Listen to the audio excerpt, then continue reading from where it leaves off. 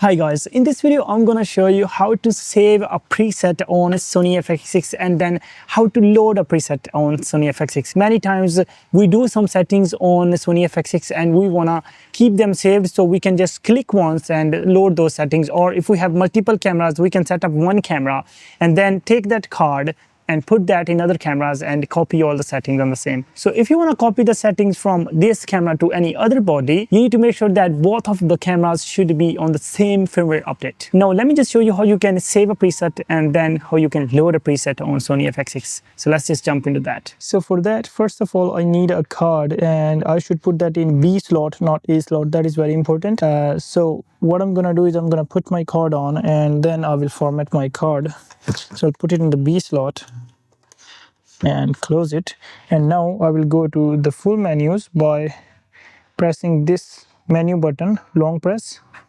So long press it, and then once the menus are open, I will first of all go and format my card. So I will go and I will go to format media, go to media B because it should be in media B. I will full format and execute it.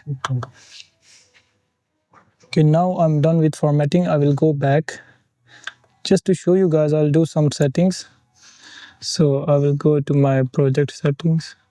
I will set my resolution and everything. I'll go back. Let's suppose I'm done with all the settings which I want. I'll go back. I'll go to user now. And in here, I'll scroll down till I see all file. Here, I will go on save to media B. And then I can choose whatever number I want. I can save till 64 files. So I'll save it on number 1. And then I will say execute. And I'll say OK. If I have to load it, I will do the same thing. I will go to long press to menu to go to full menus. And I will go in user. I will go to all file.